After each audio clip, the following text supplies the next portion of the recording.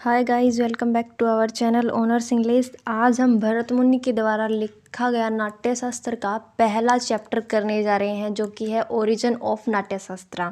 जो नाट्यशास्त्र है यह वर्ल्ड का सबसे पुराना ग्रंथ है और यह कम से कम 2500 साल पुराना ग्रंथ है। इसके अंदर 36 चैप्टर्स हैं और 6000 वर्ड्स हैं। और इसका जो पहला चैप्टर है वो हमें एक सेमी हिस्टोरिकल बैकग्राउंड बताता है नाट्यशास्त्र का, कि नाट्यशास्त्र की रचना कैसे हुई थी।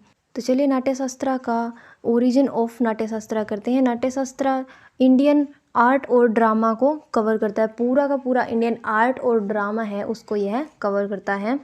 यह लिटरेरी कंस्ट्रक्शन से लेकर जो स्ट्रक्चर ऑफ स्टेज और मंडपा है उन तक का वर्णन देता है।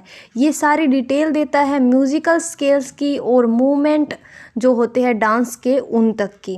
और यह और उन सभी का जो इम्पैक्ट पड़ता है व्यूवर्स पर उनका भी वर्णन करता है।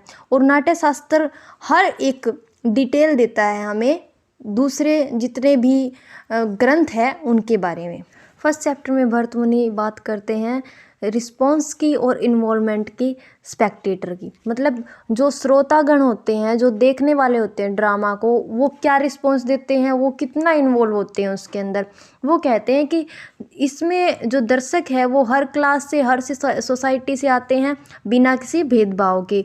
और उनसे यह आशा की जाती है कि उनको थिएटर के बारे में थोड़ी बहुत तो नॉलेज होनी चाहिए, और ताकि वो किसी भी ड्रामा को देखकर अच्छा रिस्पॉन्स दे सके।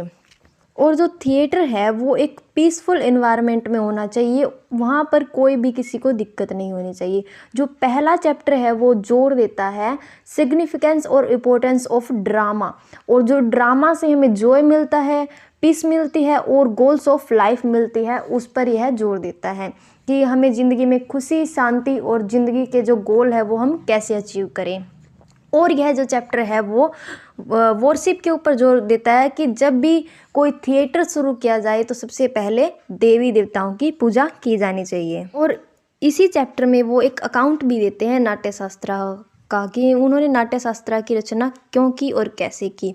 वो इसे एक माइथिकल फॉर्म में बताते हैं। वो कहते हैं कि एक बहुत लंबे समय पहले ऋषि अत्रि और कुछ और उनके जो शिष्य हैं और कुछ लोग उनके साथ आए थे भरत मुनि के आश्रम में। उनके पास आकर उन्होंने कहा कि आप तो नाट्यशास्त्र में, नाट्य कला में बहुत ही ज़्यादा पारंगत है, आपको नाट्यशास्त्र का बहुत ज़्यादा ज्ञान है, तो इसीलिए आप हमें यह समझाए।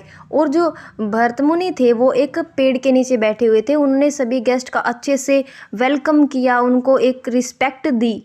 उसके बाद अत्रि ऋषि और उनके शिष्यों ने भरत मुनि से रिक्वेस्ट की कि वो उनको नाट्यवेदा के बारे में कुछ जानकारी दे, जो कि गॉड ब्रह्मा से ली थी। ब्रह्मा नाट्यवेदा के क्रिएटर माने जाते हैं।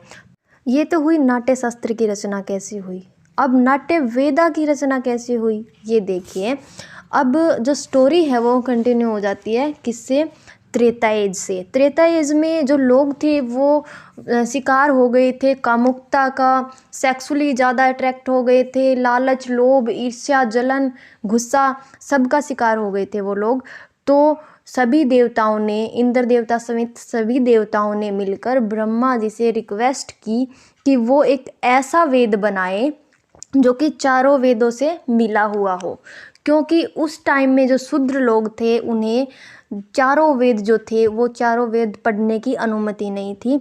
इसीलिए सभी देवताओं ने ब्रह्मा से यह रिक्वेस्ट की कि वो एक ऐसे वेद की रचना करे जिसे शूद्र वगैरह सारे लोग पढ़ सके और उन्हें ज्ञान की प्राप्ति हो और वो भटके हुए रास्तों से सही रास्ते पर आ जाए।